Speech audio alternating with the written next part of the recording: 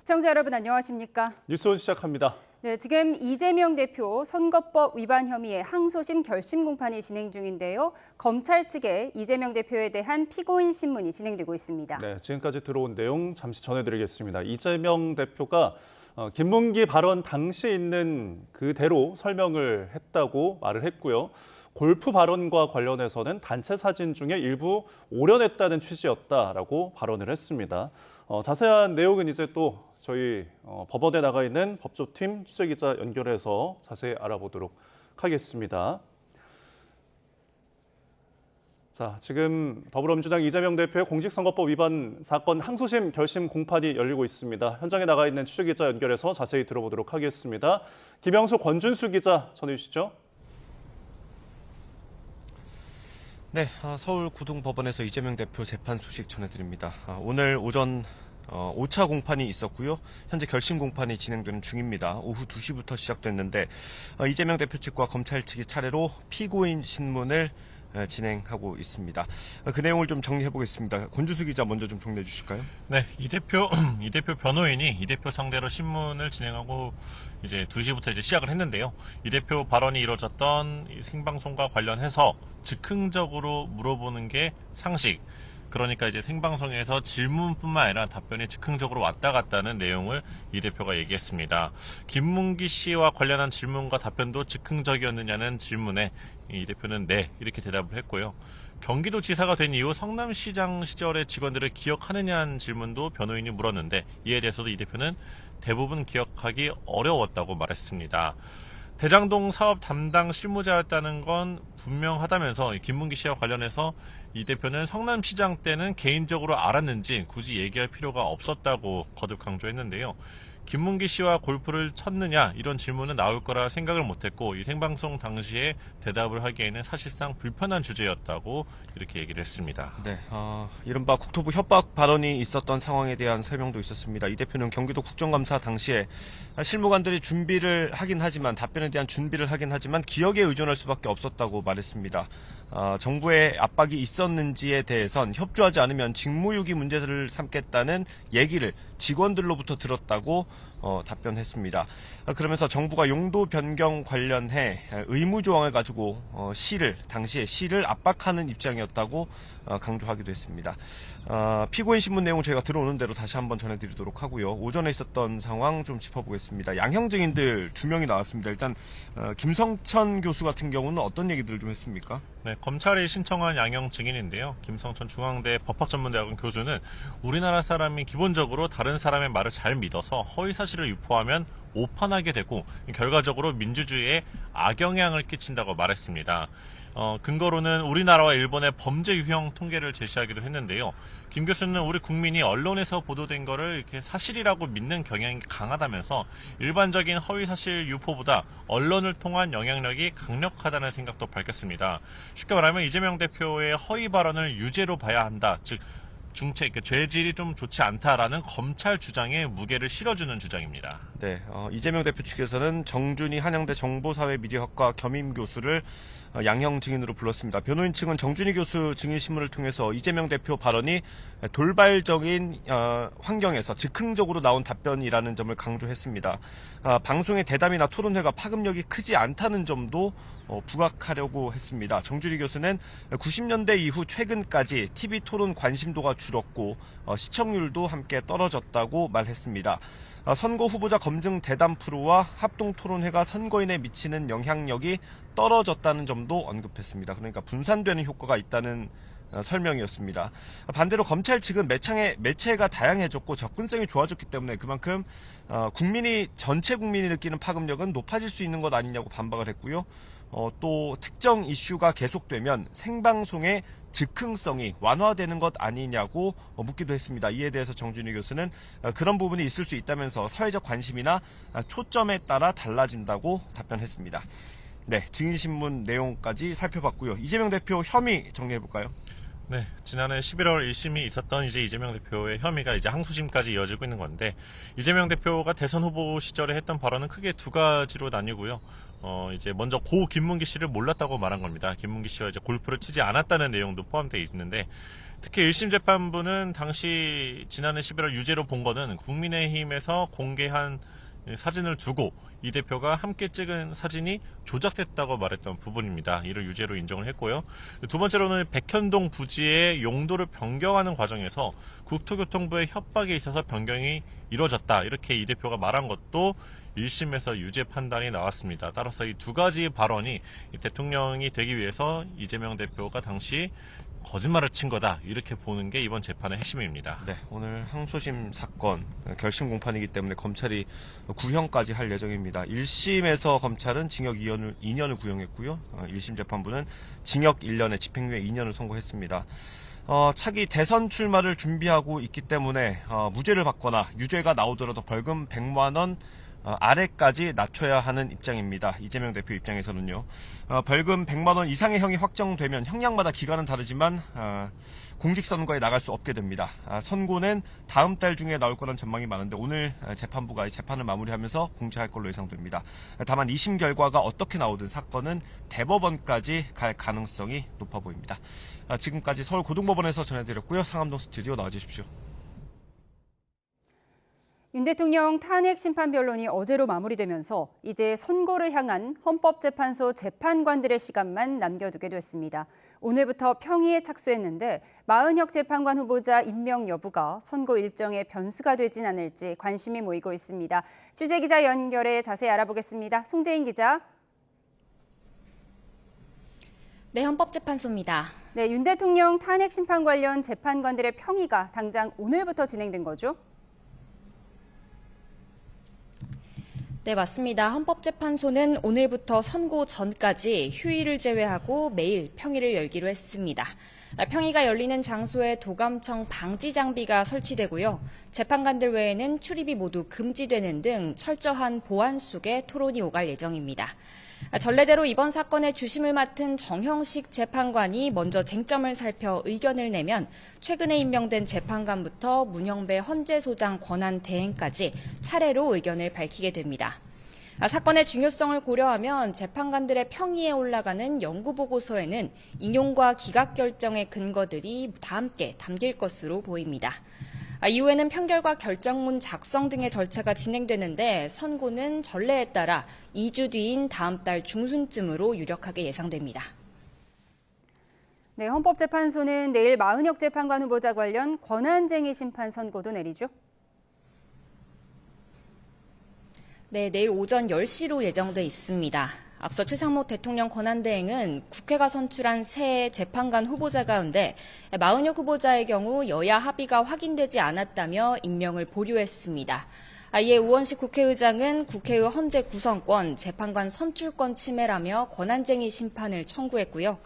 헌재는 앞서 지난 3일 이 사건 결정을 선고하려 했지만 변론을 재개해달라는 최대행 측 요청을 받아들인 끝에 내일 선고를 앞두고 있습니다.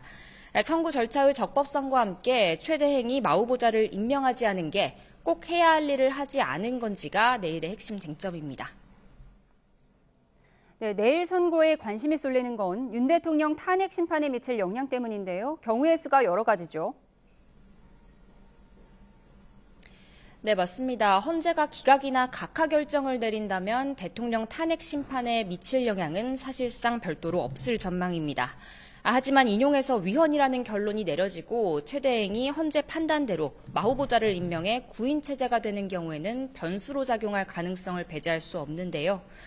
마 후보자를 평의에 참여시켜서 구인 체제로 선고하게 될 경우 지난 공판 내용을 되짚는 변론 갱신 절차가 진행되고 이에 따라 불가피하게 탄핵 심판의 선고 일정도 그만큼 늦춰질 수 있다는 시각입니다. 하지만 탄핵 심판 변론이 어제로써 이미 종결됐고 이전에 공판에 참여하지 않았던 마 후보자는 최종 결정에서도 제외하는 게 일반적인 해석이라는 시각도 만만치는 않습니다. 헌재는 관련해 명시적 규정은 따로 없다면서 전적으로 재판부가 결정할 사안이라고 강조했습니다. 지금까지 헌법재판소에서 YTN 송재인입니다. 여야는 윤 대통령 탄핵 심판 최후 변론이 여론에 미칠 영향을 예의주시하고 있습니다. 일단 여당은 겉으로는 진정성 담긴 진술이었다며 긍정적으로 평가했지만 속내가 그리 간단치만은 않아 보입니다. 야당은 마지막까지 궤변으로 일관했다고 깎아내렸는데요. 취재기자 연결해 보겠습니다. 정인용 기자. 네, 국회입니다. 네, 여당 분위기부터 전해주시죠. 네, 국민의힘은 공식적으로는 대통령 최후 진술이 굉장히 긍정적이고 국민께 호소력이 있었다고 평가했습니다. 권영세 비상대책위원장은 국회에서 기자들과 만나 윤 대통령이 진정성 있게 이야기했고 계엄에도 사과를 했다고 언급했습니다. 또 윤 대통령이 임기에 연연하지 않는다며 개헌을 꺼내든 건 우리 정치 시스템의 변화를 깊이 고민한 뒤 담은 내용 같다면서 옳은 말씀이라고 강조했습니다. 권성동 원내대표도 기자들에게 대통령 최후 진술과 변론의 전 과정이 일관성이 있었다고 호평했습니다. 들어보겠습니다. 수미상관 처음과 끝이 서로 관통하면서 논리적인 일관성을 갖췄다고 저는 봤습니다. 변론 결과가 헌법재판의 결론에 잘 반영되기를 바랄 뿐입니다. 다만 당내에선 비판의 목소리도 흘러나왔습니다. 친한계 의원은 YTN에 윤 대통령이 언급한 임기 단축 개헌을 두고 이미 계엄 직후 질서 있는 퇴진을 추진하는 가운데 친윤계 내에서 나왔던 이야기라며 사후 약방문이란 취지로 평가절하했습니다.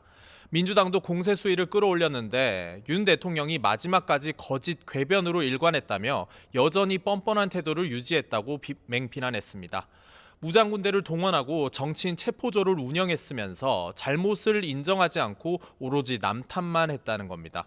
그러면서 헌법재판소 결정에 대한민국 운명이 달려 있다며 파면 결정을 내려주기 바란다고 요구했습니다. 들어보겠습니다. 다시 계엄을 하지 말라는 법이 없고 전쟁을 불사할 가능성도 매우 높으며 언제라도 수거작전을 실행할 수 있는 나라에서 살 수는 없습니다. 당 핵심 관계자는 YTN과 통화에서 만약 헌재가 탄핵을 기각하면 앞으로 여소야대 국면에서는 대통령이 비상계엄을 발동해도 된다는 인식을 주는 거나 다름없다고 우려하기도 했습니다. 네, 이런 가운데 국민의힘 한동훈 전 대표와 민주당 이재명 대표가 때 아닌 설전을 벌였다고요? 관련 소식 짚어주시죠. 네, 오늘 출간된 한동훈 전 대표의 저서가 발단이 됐습니다. 여기에는 우리나라에서 가장 위험한 인물이 이재명 대표라는 내용이 담겼는데 한 전 대표는 이 대표가 행정부까지 장악하면 유죄 판결을 막으려고 계엄이나 처벌 규정 개정 같은 극단적 수단을 쓸 수 있다고 주장했습니다. 지금 윤 대통령의 계엄을 엄정히 단죄하지 않으면 이 대표의 계엄을 막을 명분이 없다고도 했는데 이 대표는 즉각 발끈하며 반박에 나섰습니다. 부처 눈에는 부처가 보이는 것이고 개 눈에는 뭐만 보인다고 한 전 대표를 직격한 겁니다. 이에 한 전 대표는 곧바로 SNS에 자신은 기꺼이 국민을 지키는 개가 되겠다며 재판이나 잘 받으라고 꼬집기도 했습니다. 민주당 조승래 수석 대변인은 조금 전 기자간담회에서 한 전 대표가 근거 있는 비판을 해야 하는데 아무 말이나 막 던진다며 한마디로 못된 언어라고 날을 세웠습니다. 네, 이어서 국회 상황도 알아보죠. 우원식 국회의장 주재로 여야 원내대표가 만났는데 성과가 없지는 않았다고요. 네, 그렇습니다. 여야 원내대표는 회동에서 주로 국민연금 개혁안을 논의했는데요. 우선 연금 개혁을 논의할 특별위원회를 꾸리는 데에는 원칙적으로 합의했습니다. 국민의힘 박형수 원내 수석부 대표는 회동 뒤 기자들과 만나 모레 국정협의회를 열어 연금의 보험료율과 소득대체율을 조정하는 모수개혁을 논의하기로 했다고 밝혔습니다. 그러면서 합의가 되면 상임위원회에서 처리할 수 있는데 안 될 경우 특위로 넘길지를 정할 거라면서 우선 연금 구조개혁 논의는 특위에서 할 거라고 설명했습니다. 민주당 박성주 원내 수석부 대표는 이번 회동을 통해 윤리특위와 에이펙특위, 기후특위를 발족하는 데에도 양당이 뜻을 모았다고 덧붙였습니다. 이런 가운데 국회 법제사법위원회는 현재 진행 중인 전체회의에서 명태균 특검법과 상법 개정안을 야당 주도로 처리하겠다는 방침입니다. 지금까지 국회에서 YTN 정인용입니다. 네, 어제 경기 안성시 고속도로 공사 현장에서 교각이 구조물이 몇 초 만에 떨어져 내리면서 4명이 숨졌는데요. 구조물 잔해로 인근 도로가 통제된 가운데 관계 당국은 사고 원인을 조사하고 있습니다. 현장에 취재기자 나가 있습니다. 김희영 기자. 네, 고속도로 붕괴 사고 현장입니다. 네, 김 기자 뒤쪽으로 교각이 보이는데 무너진 잔해는 수습이 되고 있습니까? 아직 잔해는 그대로 남아 있습니다. 덩그러니 서 있는 교각 위에는 상판을 받치는 구조물인 거더를 설치하던 장비도 위태롭게 걸쳐 있습니다. 앞서 어제 오전 9시 50분쯤 이곳 안성시 서운면 서울 세종고속도로 공사 현장에서 교각 위 구조물이 무너져 4명이 숨지고 6명이 다쳤습니다. 사고 당시 화면을 보면 파란색 장비와 상판 구조물 거더가 서서히 움직이다 순식간에 주저앉습니다. 구조물 잔해가 사고 지점 아래 도로에도 떨어지면서 통행이 통제되고 있는데요. 일단 관계 당국이 사고 조사를 마칠 때까지 잔해 수습이나 복구는 중단된 것으로 전해졌습니다. 그런 만큼 평소 이곳을 지나는 주민이나 인근 회사 직원들은 우회로를 이용해야 해 불편을 겪고 있는데요. 주민의 말 직접 들어보시죠. 사람이 아무도 댕기지도 못해 그러니까 굉장히 불편한 거지. 도로가 굉장히 큰 도로인데 100년 사찰도 있고 그거 굉장히 큰데 장사하고 뭐고 다 마비지 뭐. 소방당국은 추가 붕괴 위험은 없는지 2시간마다 현장을 돌며 살펴보고 있는데 다행히 아직 특이사항은 없는 것으로 전해졌습니다. 사고 조사 진행 상황은 어떻습니까? 네, 78명이 투입된 수사 전담팀을 꾸린 경찰은 사고 관계자들을 참고인 신분으로 불러 조사하고 있습니다. 시공사인 현대엔지니어링 등 사고 구간 공사를 맡은 업체 관계자들이 대상인데요. 경찰은 이 가운데 입건된 사람은 아직 없다고 설명했습니다. 붕괴 사고는 상판 밑에 까는 거더를 교각 위에 올리고 이동 장비를 철수하는 과정에서 발생한 것으로 추정됩니다. 경찰은 거더가 장비와 제대로 분리됐는지, 작업자 사이에 소통이 제대로 이루어졌는지 등 전반적인 사고 당시 상황을 파악하고 있는데요. 사고 현장 합동 감식은 모레 오전쯤 이루어질 것으로 전해졌습니다. 고용노동부도 공사 현장에 작업 중지 명령을 내린 채 산업안전보건법과 중대재해처벌법 위반 여부를 조사하고 있습니다. 박상우 국토교통부 장관은 오늘 아침 경기 안성시 서운면 사무소에서 사고대책본부 회의를 열고 피해자 지원 방안과 사고조사 계획 등을 논의했는데요. 비슷한 공법을 적용하고 있는 도로 건설 현장도 공사를 멈추고 안전성 검증부터 거치도록 조치했습니다. 사고로 숨진 4명의 시신은 오늘 국립과학수사연구원에서 부검을 마치는 대로 다시 유족에게 인계되는데요. 경기 안성시가 아닌 각자 거주지 근처에서 장례가 치러질 예정으로 지역 재난안전대책본부를 구성한 안성시도 필요한 지원에 총력을 기울일 계획입니다. 지금까지 고속도로 붕괴 사고 현장에서 YTN 김희영입니다. 한편 오늘 오후에 경기 파주시에 있는 물류창고에서 불이 났습니다. 소방당국은 한때 대응 1단계를 발령하고 화재 진압에 나서 큰 불길은 잡았는데요. 자세한 소식 취재기자 연결해서 알아보겠습니다. 윤용성 기자, 화재 상황 전해주시죠. 네, 경기 파주시 야당동에 있는 물류창고에서 불이 난 건 오늘 오후 2시 40분쯤입니다. 소방당국은 신고 접수 10분 만에 대응 1단계를 발령하고 장비 30여 대와 인력 80여 명을 투입해 화재 진압에 나섰는데요. 소방은 50분 만에 큰 불길을 잡고 대응 단계를 해제했습니다. 현재까지 다친 사람은 없는 것으로 파악됐습니다. YTN에 들어온 제보 영상 보시면 시커먼 연기가 계속해서 피어오르는 모습입니다. 경의중앙선 야당역과 150m 정도밖에 떨어지지 않아 관련 신고가 잇따랐는데요. 코레일은 지하철 운행에는 지장이 없다고 밝혔습니다. 파주시는 물류창고 화재로 인해 연기가 많이 발생하고 있다며 창문을 닫고 안전에 유의하라는 재난 문자를 발송했습니다. 소방당국은 드라마 소품 등을 보관하고 있던 것으로 파악했다며 불을 모두 끄는 대로 정확한 화재 원인과 피해 규모를 조사할 계획이라고 설명했습니다. 지금까지 사회부에서 전해드렸습니다.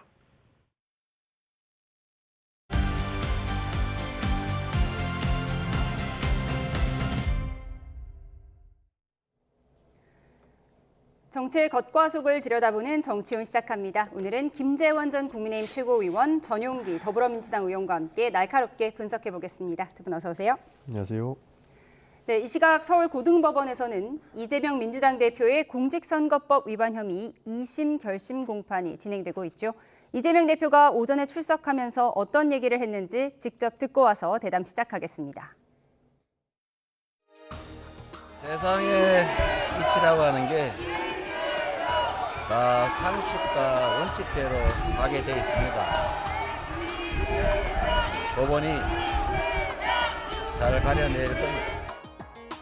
오늘 2심 선고 있는데 혹시 대선에 영향 없을 거라고 좀 보시는지요? 법과 상식에 따라 판단해 보시면 다 알 수 있는 일입니다. 네, 오늘은 선고하는 날은 아니고 검찰의 구형량과 선고 기일이 정해지는 결심 공판입니다. 1심에서는 검찰이 2년을 구형했고 법원은 당선 무효형인 징역 1년에 집행유예 2년을 선고했죠. 검찰 출신인 김재현 의원께 먼저 여쭙겠습니다. 오늘 검찰의 구형량은 어떻게 예상하세요? 당연히 징역 2년 실형을 구형할 것으로 예상이 1심과 됩니다. 같은 구형량이요? 네, 그리고 이제 1심에서 무죄 판결 받은 부분을 유죄로 그러니까 1심의 판결을 파기하고 모두 유죄로 선고해서 징역 2년을 선고해달라. 이런 취지로 이제 최후 논고를 할 텐데요. 그 점에 대해서 검찰이 1심과 조금 다르게 공소 사실에서 그러니까 이제 1심에서는 기억이 없다, 모른다고 하는 부분이 이게 사실관계에 대한 허위 사실이 아니지 않느냐라는 법원의 주장에 대해서 그것도 사실관계에 대한 진술이다라는 점으로 공소장을 보완을 했거든요. 그래서 그 점을 법원이 어떻게 판단할지 여부에 따라서는 1심의 형량보다 좀 올라갈 수도 있고 또는 1심의 형량이 그대로 유지될 수도 있다고 보여집니다. 공소장 변경에 대해서는 이제 양쪽이 서로에게 유리한 방향으로 해석하는 것 같더라고요. 네. 이재명 대표는 앞서 들어보셨듯이 법원이 잘 가려낼 거다라면서 법과 상식을 강조했는데요. 이 대표는 어떤 의미로 이렇게 얘기했다고 보세요? 충분히 결심 공판 끝나고 나서 선고가 나올 때에는 무죄가 나오지 않을까 하는 기대감을 말씀하신 것 같습니다. 기본적으로 1심 때와 2심 때가 다르다고 보는 것은 1심 때는 여러 가지 사안을 가지고 많은 증인들과 함께 다양한 주장들을 들어보는 시간을 가지지 않습니까? 그러다 보면 수사 과정 중의 내용이라든지 사건의 실체적 진실이라든지가 굉장히 좀 혼란의 상태에 빠질 수가 있습니다. 그러나 2심 재판은 1심에서 다뤄졌던 재판을 사실상의 글귀로도 읽을 수 있는 부분이고 재판부가 판단했을 때 기억을 어떻게 처벌할 것인가에 대한 내용도 다뤄질 거기 때문에 재판이 보다 혼탁하지 않고 충분히 객관적 사실만을 참고해서 재판을 진행할 수 있기 때문에 그런 지점에서 법과 상식대로 재판을 한다면 충분히 무죄가 나올 수 있지 않을까 하고 기대하신 것 같습니다. 2심이 좀 더 간단해졌다라고 정리를 해주셨는데 지난해 11월에 나온 1심 결과 그래픽을 좀 보여주시면 좋을 것 같습니다.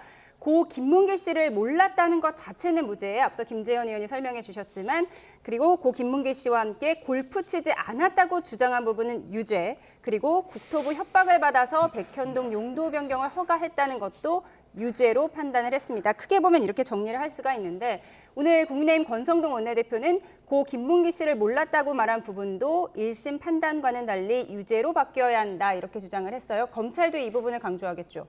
당연히 이제 김문기 씨를 몰랐다고 하는 것이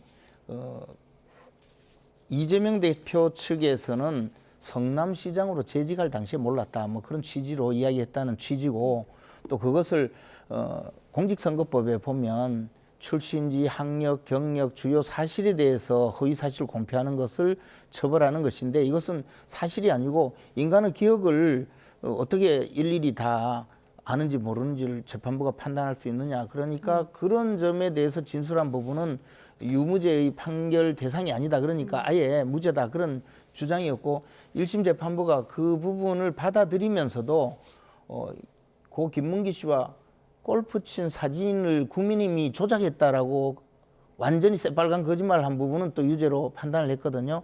그러니까 이제 사실은 이게 김문기 씨를 몰랐다고 하는 것을 무죄로 하면서도 결국은 전체적으로 양형상에 이미 다 판단이 된 것이죠. 그래서 저는 이 부분에 대해서 법리적으로 재판부가 판단을 해서 적절하게 1심 판결을 정리를 하고 그보다도 또 간명한 사건이 백현동의 식품연구원 부지를 종상향한 사실관계에 대해서 국토부에서 협박을 받아서 어쩔 수 없이 종상향을 했다고 했는데 정작 국토부 공문에 보면 그럼 귀시해서 알아서 하십시오. 이런 취지였거든요. 그랬기 때문에 이건 너무 명백하거든요. 이런 새빨간 거짓말 하신 데 대해서 역시 이런 거짓말쟁이가 선출직에서 당선이 되면 국민들이 온통 거짓말 잘하는 사람을 대표자로 모셔야 되니까 당선 무효형을 선고했다. 이런 취지라면 이런 정도의 판결로서도 충분히 이재명 대표의 그동안의 여러 가지 범법 행위에 대한 최소한의 응징이 예. 되기 때문에 아마 그 항소심 판결도 1심 판결에 준하는 그런 판결이 선고되지 않을까 예상하고 있습니다. 예, 짧게 반박 듣겠습니다. 누가 거짓말하고 있는지는 가보면 알 겁니다. 누가 공문에 담아서 협박을 보내겠습니까? 협박한다고 느끼는 것이지 공문에 협박하는 내용이 없었다고 그게 협박으로 느껴지지 않았을 것이다. 느꼈을 것이다 라고 하는 것은 어불성설인 것이죠. 사실상 조작했다라고 이야기했던 부분은 단체 사진을 마치 4명이서 찍은 것처럼 조작했다라고 하는 취지이기 때문에 충분히 2심 재판부에서도 저는 받아들여져서 무죄 취지가 나오지 않을까 기대하고 있는 부분이 있을 것이고요. 기본적으로 김문기 씨를 성남시장 당시에는 몰랐다라고 이야기했다는 것은 1심 재판부는 당선을 목적으로 모른다라고 허위 사실을 유포했을 것이다라고 보는 것인데 많은 하위 직원들을 다 기억한다라는 것은 사실상 어렵죠. 그래서 기업에 대한 처벌을 어떻게 할 수 있을 것이냐라고 저희가 지속적으로 말씀을 드리는 것이고 이런 부분들이 이미 2심 재판은 간단한 상황으로 연결될 것이기 때문에 충분히 무죄가 나올 것이다라고 기대를 하는 겁니다. 예.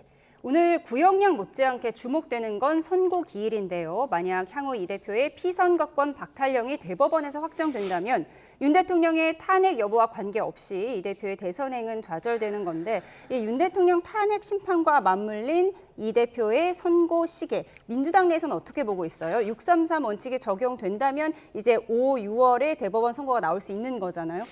저희는 큰 무리는 없다라고 보고 있는 것이 2심 재판부에서 충분히 무죄가 나올 것이다라고 판단을 했던 겁니다. 내부적으로도 가장 가볍게 끝날 부분들이 이 선거법 재판이었는데 선거법 재판부가 1심에서는 저희가 원하는 결과가 나오지는 않았죠. 그러나 수사가 혼탁하게 진행됐던 점 그리고 굉장히 여러 가지 주장들이 난무했던 재판 상황들을 보면 2심에서는 충분히 뒤집힐 수 있는 것이고 기본적으로 기억에 대한 처벌을 지속적으로 말씀드리는데 이 부분을 충분히 재판부가 받아들인다면 저희는 그런 리스크는 전혀 문제가 없을 것이라고 보고 있어서 큰 무리는 없다라고 생각하고 있습니다. 리스크는 전혀 걱정하지 않는다라는 민주당 내부 분위기까지 전해주셨습니다. 그런가 하면 오늘 한동훈 전 대표의 책 국민이 먼저입니다가 공식 출간됐는데요. 책 내용을 두고 설전이 벌어지기도 했습니다. 그래픽을 보면서 정리해드리겠습니다. 한동훈 전 대표가 한국에서 가장 위험한 인물은 이재명 민주당 대표라면서 이 대표가 행정부까지 장악하면 사법부 유죄 판결을 막으려고 계엄이나 처벌 규정 개정 같은 수단을 쓸 수 있다고 주장했는데요. 이를 두고 이재명 대표는 이렇게 말했습니다. 들어보시죠. 부처 눈에는 부처가 보이는 것이고 개 눈에는 뭐만 보인다고 합니다. 네. 한동훈 전 대표도 가만히 있지 않았는데요. 페이스북에 이렇게 올렸습니다. 이 대표 발언이 나온 기사 제목을 올리면서 저는 기꺼이 국민을 지키는 개가 되겠습니다. 재판이나 잘 받으십시오라고 반박했습니다. 그런데 이번에는 민주당 한준호 의원이 발끈했습니다. 이미 국민은 검사 출신 개들에게 물려 만신창이라며 되받아친 건데요. 한동훈 전 대표의 자서전을 두고 당분간 정치권 공방이 이어질 것 같습니다. 네, 중진희 의원으로서 이 같은 공방은 어떻게 보십니까? 별로 보기 좋은 거 이야기가 아니죠. 왜 자꾸 그 멀쩡한 개들이 자꾸 정치권에 등장이 되는지 모르겠고 사실은 그 이재명 대표가 가장 위험 인물이다 이런 이야기는 한동훈 대표가 굳이 하지 않아도 국민들이 그냥 판단할 영역이거든요. 근데 책 내용이 뭔지는 모르겠는데 한동훈 대표 책이 지금 나오고 난 다음에 논란이 된 것은 3가지밖에 없어요. 자기 경력에 검사 경력을 안 썼다는 거, 그리고 윤석열 대통령이 인간적으로 미안하다고 했다는 구절, 그리고 지금 이재명 대표가 대한민국 제일 위험 인물이다 이런 내용이라는 건데. 예, 위험 인물이라면서 계엄 발동 가능성을 언급한 걸 두고 이제 민주당에서 근데 그것이 발끈하는 계엄 것 같습니다. 발동 요건이 되겠습니까? 그런 식으로 자꾸 그 불안감만 조성하는 내용인데 저는 이게 지금 3가지 다 좀 하여튼 그 책이 과연 어떤 내용인지 좀 더 그 내용이 어떤 내용인지 보다도 이런 것이 논란이 되는 것보다는 좀 더 국민이 먼저입니다 하면 그 내용이 좀 중점이 됐으면 좋겠는데 예. 하는 그런 생각이고요.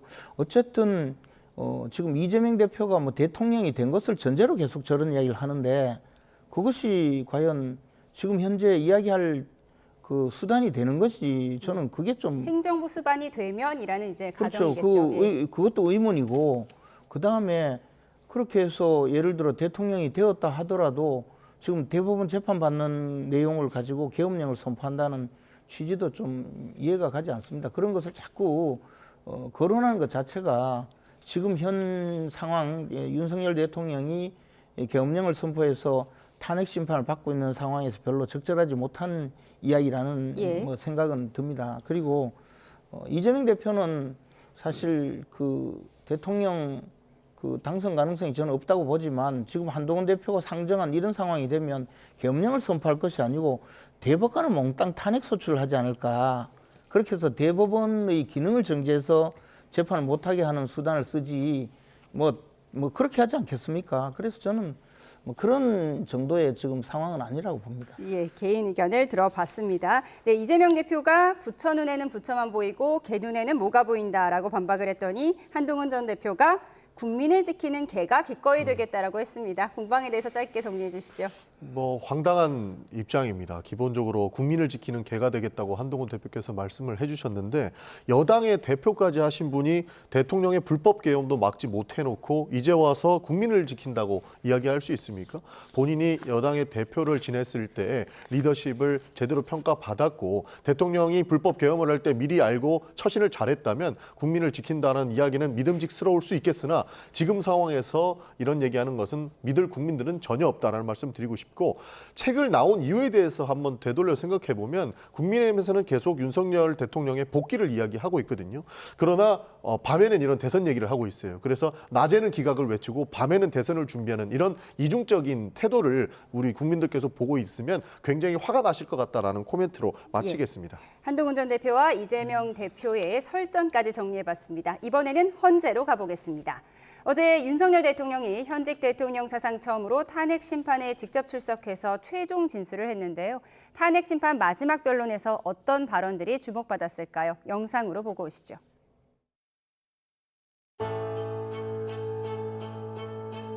서서히 끓는 솥 안의 개구리처럼 눈앞의 현실을 깨닫지 못한 채 벼랑 끝으로 가고 있는 이 나라의 현실이 보였습니다. 지금 우리나라의 현실은 어떻습니까? 국가 비상사태가 아니라고 단언할 수 있습니까? 거대 야당은 공직자를 무차별 탄핵 소추하고 소추인단 변호사 비용도 국민 세금으로 사용하고 있습니다. 그렇지만 억울하게 탄핵 소추된 공직자들은 직무가 정지된 상황에서 자기 개인 자금으로 변호사 비용까지 조달해야 합니다. 정부 공직자들은 거대 야당의 이러한 폭거에 한없이 위축될 수밖에 없습니다.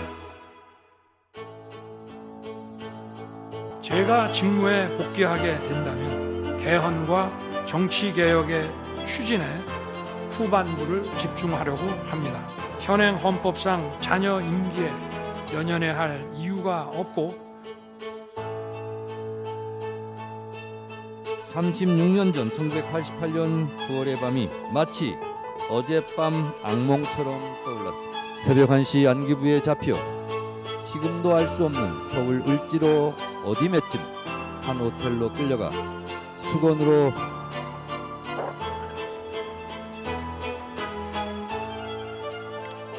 눈을 가린 채 속옷 차림으로 4시간 동안 주먹질, 발길질로 고문 폭행을 당했습니다.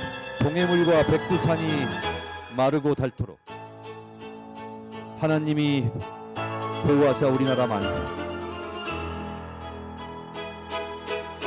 제가 임신과 출산과 이걸 하느라 몰랐던 민주당이 저지른 폐악을 일당 독재의 파쇼 행위를 확인하고 아이와 함께 하려고 비워둔 시간을 나누어 이 사건을 뛰어들게 되었습니다. 저는 계몽되었습니다. 제가 좋아하는 노래 가사에 이런 구절이 있습니다. 세상 풍경 중에서 제일 아름다운 모든 것들이 제자리로 돌아가는 풍경. 피천구인은 헌법을 파괴하는 순간에도 헌법 수호를 말했습니다. 이것은 아름다운 헌법의 말, 헌법의 풍경을 오염시킨 것입니다.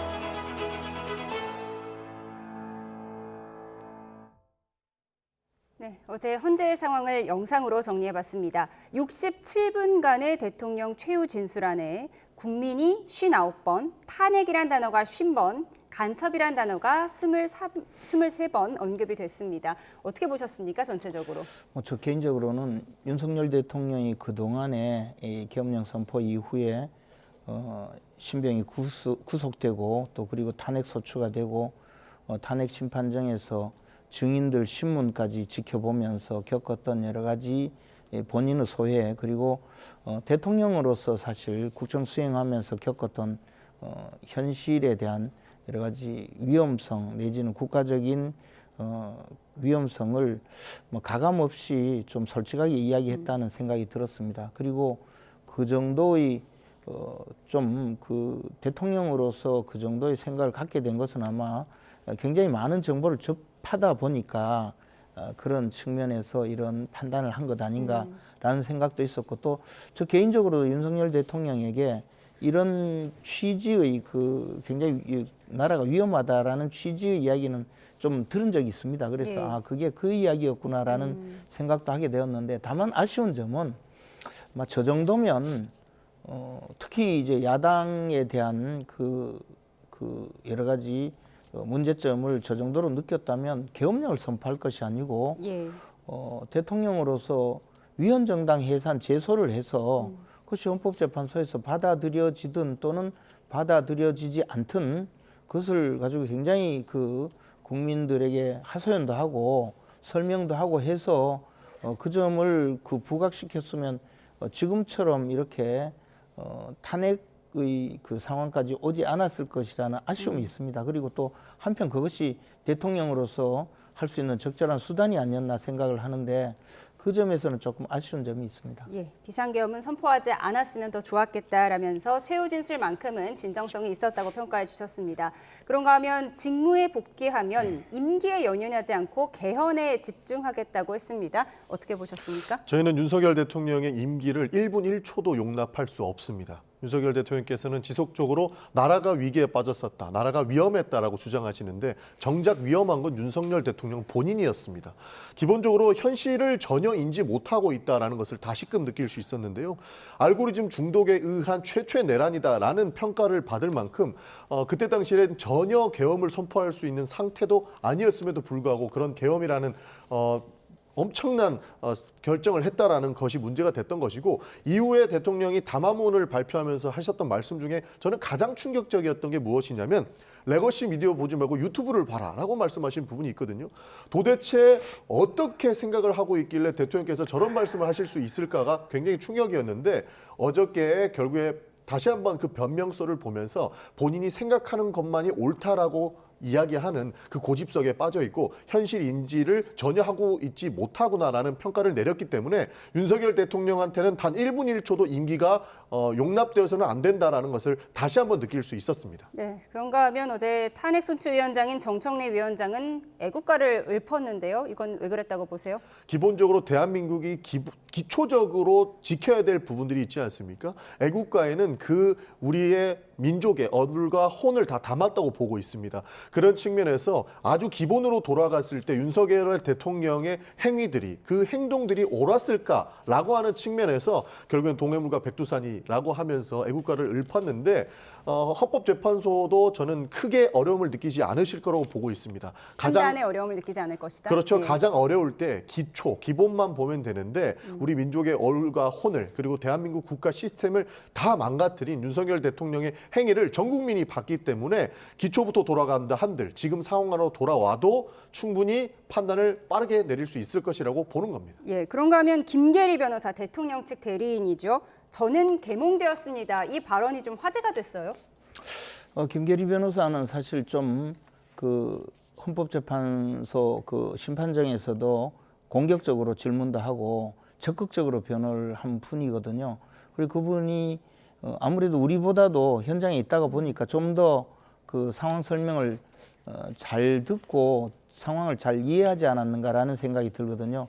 저는 또 개인적으로는 이 윤석열 대통령의 그 비상계엄 선포 이후에 그 전후 사정에 대해서 좀 많이 듣거나 상황을 파악한 입장에 있는데 그래도 김계리 변호사가 전혀 그 관여하지 않았던 국정에 관여하지 않았던 그 분이 저런 판단을 하는 것을 보고 역시 현장 분위기는 좀 다를 수 있겠구나라는 것을 느꼈습니다. 예, 윤 대통령의 최후 진술과 관련해서 친윤계에서는 진솔한 사과란 평가가 나온 반면에 당 일각에서는 통합의 메시지는 없었다며 아쉬움을 지적하는 목소리도 있었는데요. 국민의힘 내부의 엇갈린 목소리를 좀 분석해 보겠습니다. 듣고 오시죠.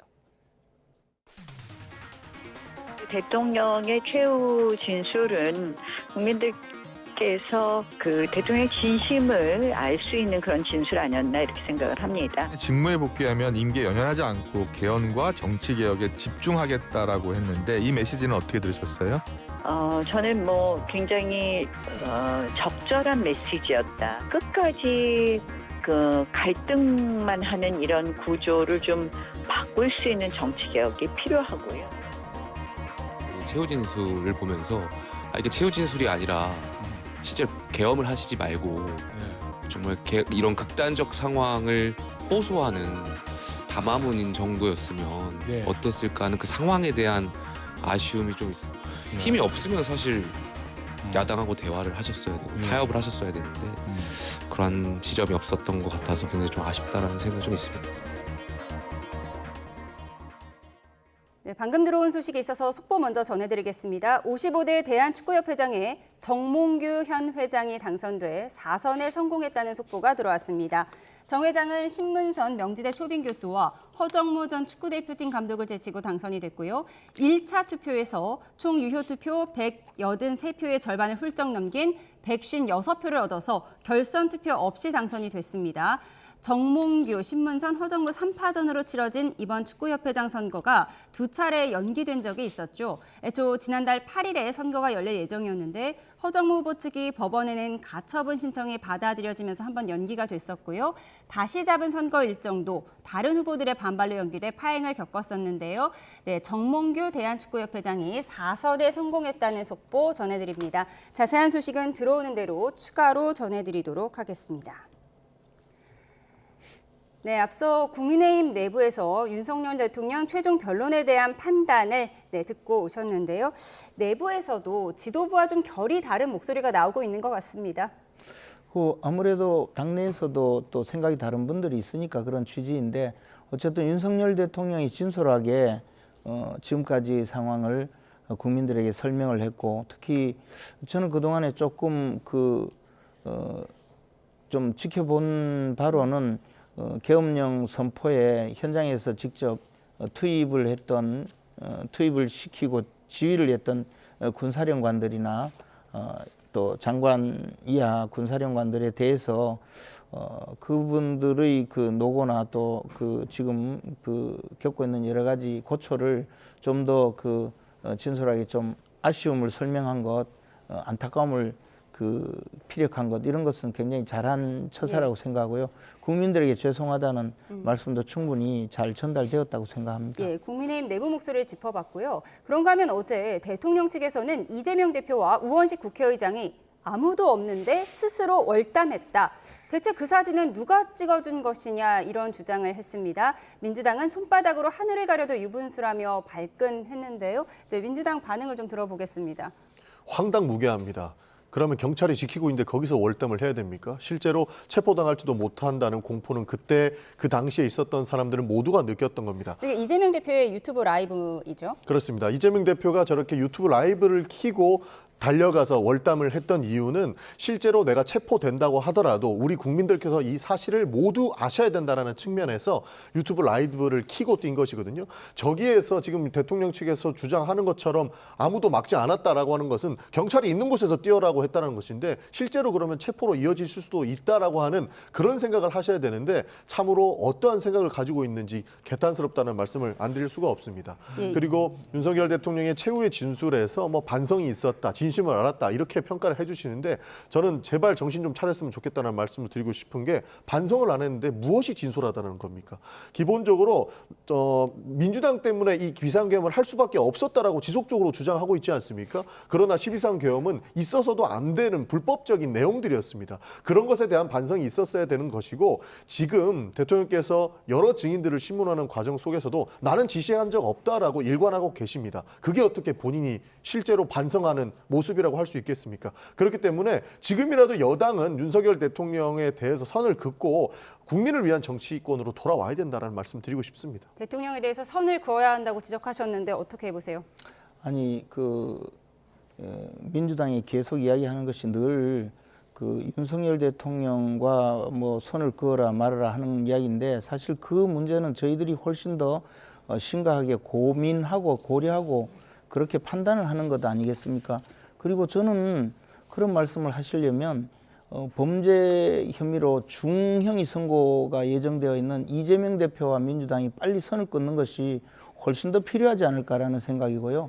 그리고 앞에서 말씀하신 대로 이재명 대표나 또는 그 우원식 국회의장이 월담을 할 때 주위에 아무도 없었다. 그러면 경찰이 있는 데서 담을 넘어야 되느냐 말씀하셨는데 시기적으로 그때 당시에 국회의원들이 전부 그 신분만 확인되면 정문을 통과하던 때였거든요. 그런데 이제 왜 사람이 없는 곳으로 가서 담을 넘어갔느냐 뭐 그런 이야기를 한 건데 거기 경찰 앞에서 담을 넘어야 되느냐 그런 이야기 이 자체가 성립되지 않죠. 경찰관한테 이야기하면 안으로 정문으로 들어갔을 텐데 왜 그 정문으로 안 들어가고 옆에 가서 담 넘었느냐 그렇게 이야기하고 있잖아요. 그래서 이 전반적으로 민주당은 그저 이 상황을 가장 악화시키는 과정으로 설명만 하고 있는 거죠. 예, 어제 최후 변론에 대한 여야 입장을 충분히 들어봤습니다. 그런가 하면 지난 2022년 재보궐선거에서 김건희 여사가 명태균 씨와 통화한 육성이 처음으로 공개돼 파장을 낳고 있는데요. 직접 듣고 와서 대담 이어가겠습니다. 네, 당선인이 지금 전화를 했는데 하여튼 당선인 이름 팔지 말고 그냥 미리라고 했어요. 지금 전화해서. 예, 고맙습니다. 당연하죠. 권성동하고 윤석열이가 반대하더만 보니까 그렇죠? 예, 그럼 당선인이 뜻이라고 그렇게 해야 된다고 윤석열 아빠가 했는 것 같더라고요. 네네네. 그렇게 하다가 너무 걱정하지 마세요. 잘 될 거예요. 네, 너무 걱정 마세요. 이번에 공개된 이 녹취 전용기 의원이 직접 국회에서 이제 재생을 하셨는데 왜 이 시점에 공개를 했느냐 이 부분이 좀 궁금합니다.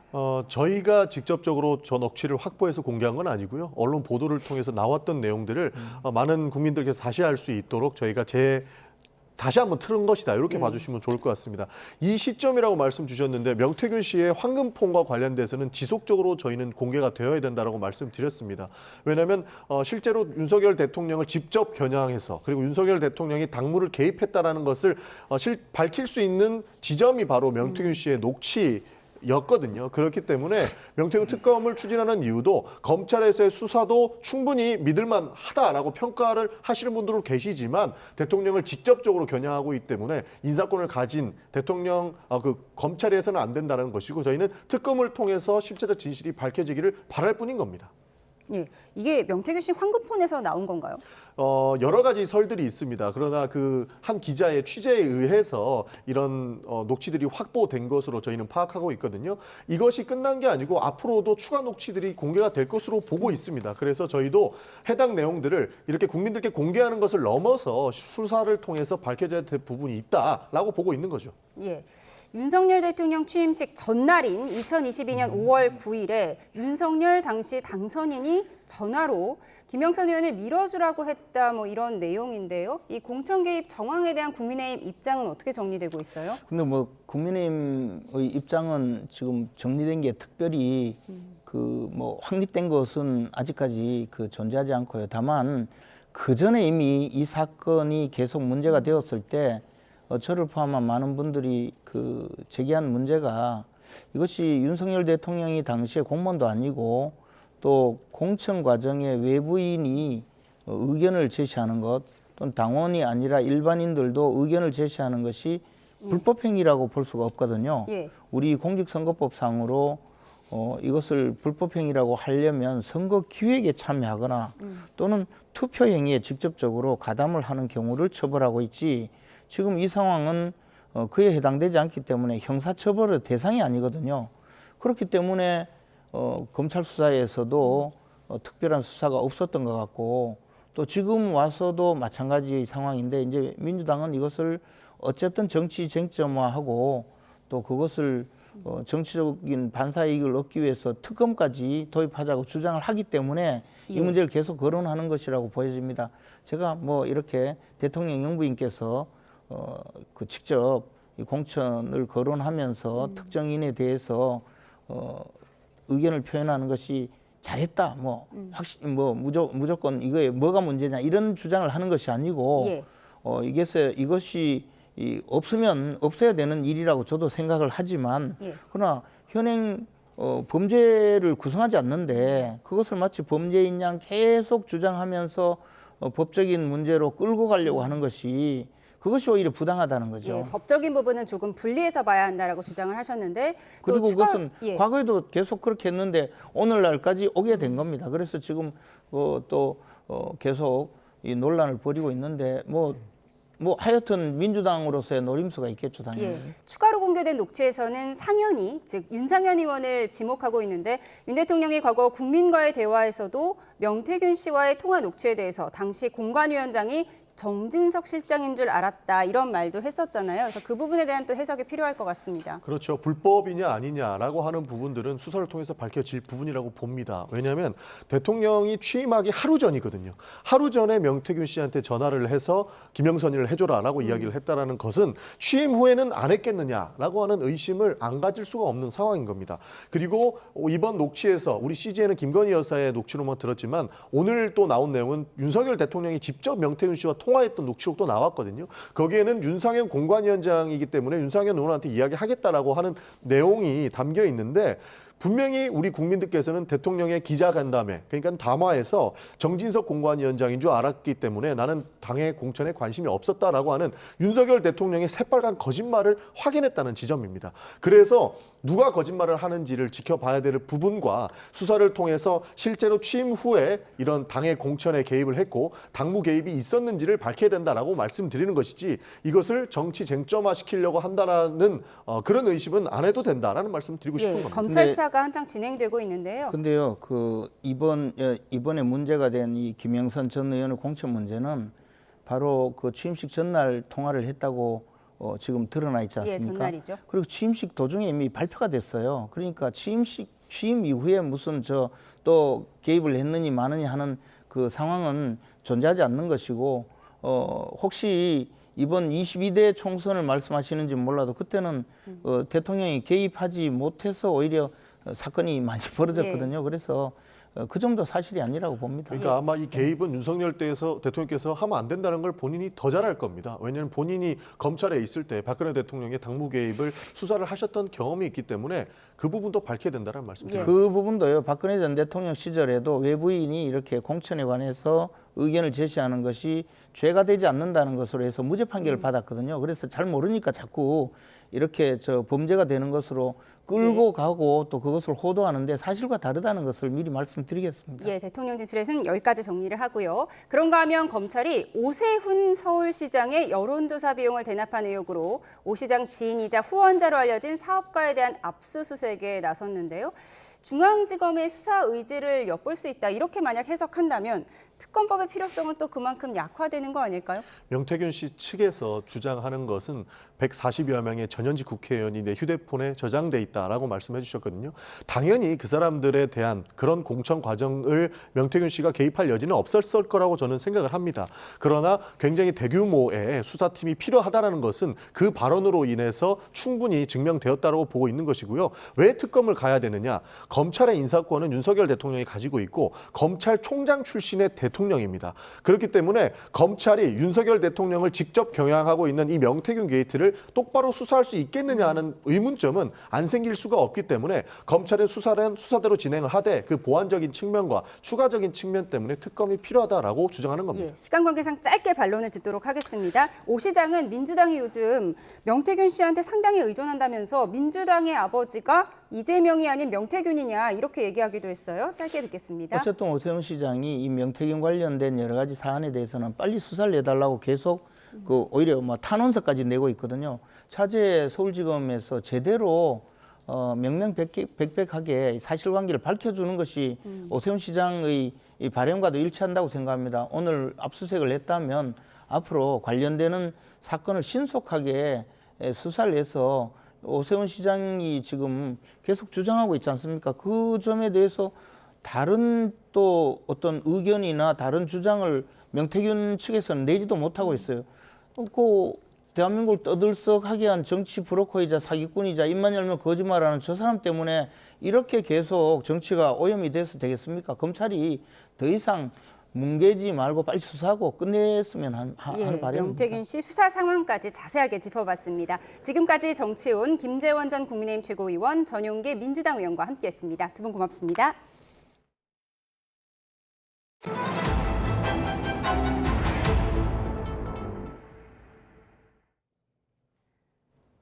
네, 앞서 속보로 전해드렸는데요. 두 차례나 연기되는 파행을 겪는 대한축구협회장 선거에서 정몽규 현 회장이 4선에 성공했습니다. 지금 소감을 밝히고 있는데요. 현장으로 보겠습니다. 여러분 감사합니다. 이번 겨울은 그리고 이번 마지막 추위는 유난히 길었던 것 같습니다. 이제 날씨도 풀리고 축구에서도 봄이 왔으면 좋겠습니다. 이번에 모든 축구인들이 높은 참여를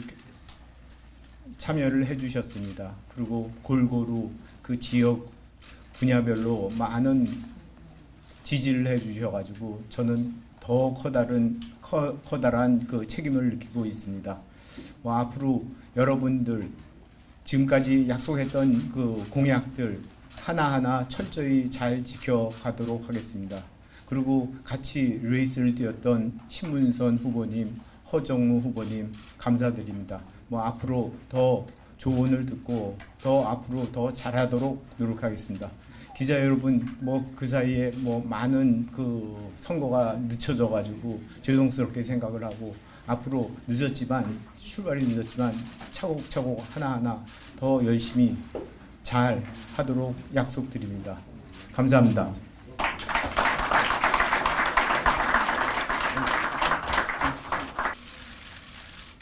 여러분 감사합니다. 이번 겨울은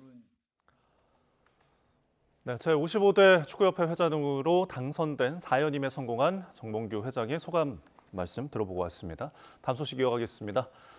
봄을 앞두고 미세먼지가 심술입니다. 오늘 스모그의 황사까지 겹치면서 오전까지 전국적으로 미세먼지 농도가 크게 치솟았는데요. 오후 들면서 잠시 상황이 나아졌지만 내일도 주의가 필요하다고 합니다. 취재기자 연결해서 자세한 내용 알아보겠습니다. 정혜원 기자, 이 추위가 주춤하니 숨쉬기가 힘들어지는데요. 오늘 황사가 관측된 곳이 있다고요? 네, 그렇습니다. 오늘 백령도와 흑산도 또 목포 지역에서 황사가 관측됐습니다. 지난달 27일에 이어서 올해 들어 두 번째 황사 관측인데요. 다만 오늘 오전까지 장막을 친 듯 흐렸던 내륙의 하늘은 다행히 오후 들어서 대부분 평소 수준을 되찾았습니다. 바람이 강한 가운데 기온이 오르고 또 대기 확산이 원활해지면서 정체됐던 스모그와 황사가 빠르게 해소된 겁니다. 오늘 밤사이 내륙은 대기질이 보통 수준을 유지할 것으로 보입니다. 다만 이 서해안 섬 지역에서는 미세먼지 농도가 높아지는 곳이 있겠고요. 내일은 스모그가 추가 유입되면서 오후부터 수도권과 충청, 호남, 경북 등 대부분 지방의 초미세먼지 농도가 다시 짙어지겠습니다. 특히 이번 주 비교적 온화한 가운데 대기가 정체하면서 금요일까지는 지속할 가능성이 있습니다. 미세먼지는 3일절 연휴인 주말부터 전국에 강수구름이 유입되면서 해소될 전망입니다. 지금까지 과학기상부에서 YTN 정혜윤입니다. 네, 광주 도심에서 경찰관에게 흉기를 휘두른 피의자가 경찰의 총에 맞아 숨졌습니다. 여러 차례 설득에도 흉기를 내려놓지 않았다는 건데요. 경찰은 총기 사용 적절성 여부 등 정확한 사건 경위를 조사하고 있습니다. 김범한 기자가 취재했습니다. 새벽에 여성 2명 뒤로 가방을 든 남성이 따라갑니다. 이 남성은 여성들의 주거지까지 가서 공동 현관문을 여는 것을 지켜봤습니다. 이에 여성들은 곧바로 112에 신고했습니다. 그런데 50대 피의자는 체포에 순순히 응하지 않았고 몸싸움이 벌어졌습니다. 지금도 사건 현장에는 이렇게 핏자국이 선명하게 남아있는 것을 보실 수가 있습니다. 여러 차례 설득에도 흉기를 내려놓지 않던 피의자는 급기야 경찰관의 얼굴 등을 2차례 이상 찔렀습니다. 결국 경찰은 전기 충격기에 이어 공포탄 1발과 실탄 3발을 쐈습니다. 새벽에 3시 총소리가 빵빵 3번 나. 근데 우수수수수네. 그래서 내가 나가보려다가 무사서. 실탄을 맞은 피의자는 병원으로 옮겨졌지만 숨졌습니다. 흉기에 찔려 광대뼈 골절 등 중상을 입은 경찰관은 다행히 생명에는 지장이 없는 상태입니다. 현재까지는 아직 괜찮습니다. 그런 부분은 지금 수사를 하고 있어요. 현재까지는 그러죠. 경찰은 총기를 적절하게 썼는지 등 정확한 사건 경위를 조사하고 있습니다. 광주경찰청 직장협의회는 공무 수행 중에 안타까운 사건이 발생했다며 현장에 출동한 경찰관들이 피해를 보지 않도록 해달라고 호소했습니다. YTN 김범환입니다. 명태균 씨 관련 의혹 사건을 창원에서 넘겨받은 서울중앙지검 수사팀이 지난 2021년 오세훈 서울시장의 여론조사비 300여만 원을 대납한 의혹으로 사업가 김한정 씨를 시작으로 본격적인 강제 수사에 착수했습니다. 서울중앙지검 명태균 의혹 전담 수사팀은 오늘 오전부터 김 씨의 자택과 사무실 등에 대한 압수수색을 진행했습니다. 명태균 씨가 과거 오세훈 서울시장을 배신, 배반형 인물이라고 혹평하며 여론조사 비용 대납 의혹을 받는 사업가 김한정 씨도 오 시장이 먼지 떨듯 떨어냈다고 주장하는 육성이 공개됐습니다. 더불어민주당이 공개한 녹음 파일을 들어보면 명 씨는 지난 2021년 8월 지인과 대화하며 오 시장이 자신에겐 살려달라고 하고 김영선 전 의원에겐 평생 은혜를 잊지 않겠다더니 사람을 하나 보내 먼지를 떨어내려 했다고 말했습니다. 검찰은 오세훈 서울시장의 여론조사비 대납 의혹을 받는 사업가 김한정 씨를 압수수색한 데 대해 오 시장 측이 수사에 진척이 있어 다행이라고 밝혔습니다. 이종현 서울시 민생소통수석은 입장문에서 이같이 밝히고 압수수색을 시작으로 명태균 정치 사기 사건 수사가 하루빨리 결론 나길 바란다고 강조했습니다. 다음 소식입니다. 줄곧 감소하던 출생아 수와 합계 출산율이 9년 만에 증가세로 돌아섰습니다. 코로나19 시기 지연된 결혼 수요가 몰리고 30대 초반 인구가 늘어난 게 주된 원인으로 분석됩니다. 혼인 증가율은 지난해 역대 최대로 나타났습니다. 보도에 오인석 기자입니다. 아기 울음소리가 9년 만에 가장 커졌습니다. 지난해 출생아 수는 23만 8,300명으로 1년 전보다 8,300명 증가했습니다. 2016년부터 재작년까지 계속 떨어지던 출생아 수는 9년 만에 증가세로 돌아섰습니다. 여성 1명이 평생 낳을 것으로 예상되는 평균 출생아 수인 합계 출산율은 0.75명으로 0.03명 늘었습니다. 2016년부터 줄곧 낮아지던 합계 출산율도 9년 만에 반등했습니다. 지난해 첫째 아는 14만 6,100명으로 7,700명, 둘째 아는 7만 5,900명으로 1,500명이 더 태어났습니다. 30대 초반 엄마의 출생아 수는 8,200명, 30대 후반은 2,800명 증가했습니다. 2차 에코붐 세대가 본격적으로 30대에 접어들고 코로나19 시기 지연된 결혼 수요가 몰린 게 가장 큰 원인으로 분석됩니다. 인구 구조가 30대 초반 인구가 많이 늘었습니다. 그래서 이 부분에 영향이 크고요. 그리고 코로나로 인한 혼인이 지연되고 있던 부분이 많이 증가되고 있었고 그 증가 추세가 이어지고 있습니다. 시도별 합계 출산율은 세종과 전남이 1.03명으로 가장 높았고 서울은 0.58명으로 가장 낮았습니다. 지난해 혼인은 1년 전보다 2만 8천 건 넘게 늘며 14.9%의 증가율을 기록했습니다. 1970년 통계 작성 이후 최대 증가율입니다. 지난해 12월 혼인은 28%, 4분기에는 20% 이상 늘었습니다. 통계청은 지난해 혼인 증가 영향으로 올해 출생아 수와 합계 출산율이 소폭 늘어날 것으로 전망했습니다. 지난해 사망자는 35만 8,400명으로 1년 전보다 5,800명 증가했습니다. 출생아에서 사망자를 뺀 인구 자연 증가는 지난해 마이너스 12만 명으로 5년째 감소세가 계속됐습니다. YTN 오인석입니다.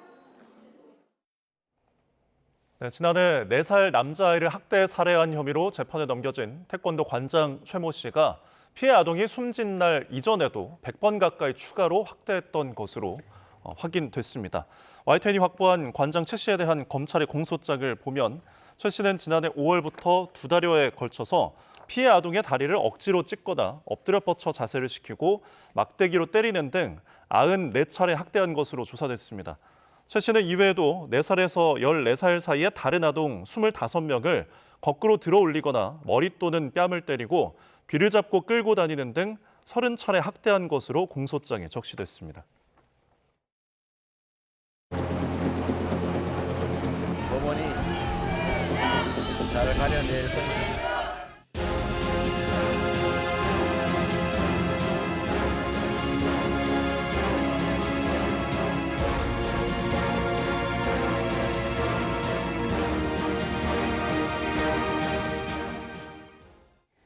이재명 더불어민주당 대표가의 정치 명운이 달린 공직선거법 위반 혐의 항소심 결심 공판에 출석했습니다. 네, 이 대표는 최후 진술에도 나설 예정인데요. 어떤 말을 할지 관심이 쏠리고 있습니다. YTN 백종규 기자, 박성배 변호사와 함께 자세히 짚어보겠습니다. 어서 오십시오. 안녕하세요. 네, 결심 공판이 오후 2시에 시작돼서 지금 3시간 가까이 지났는데 지금 어느 단계에 이르렀죠?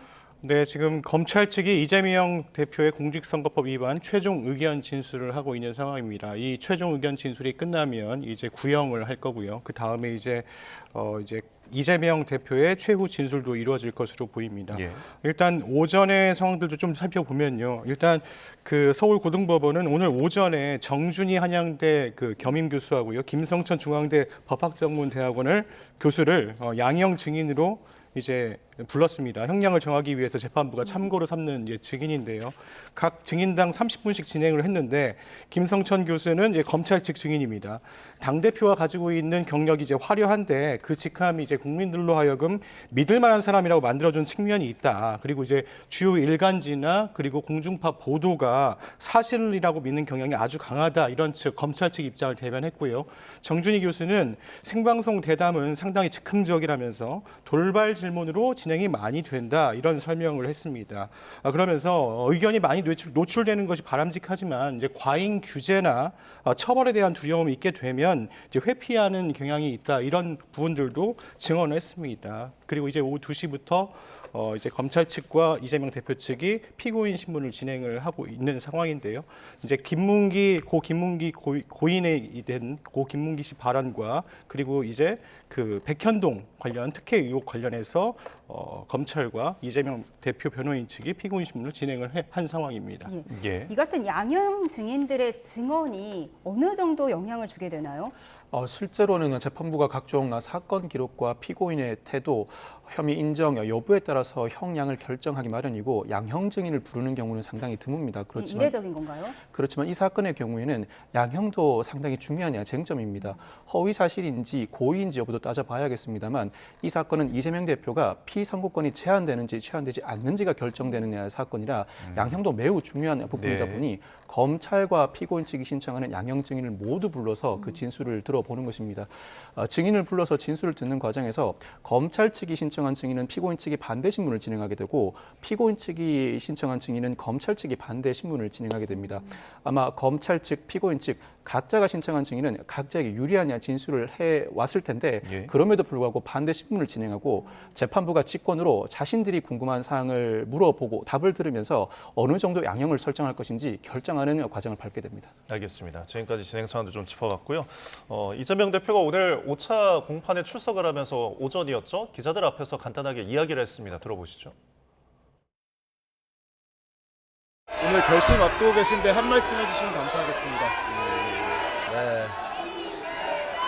세상의 이치라고 하는 게 다 상식과 원칙대로 가게 돼 있습니다.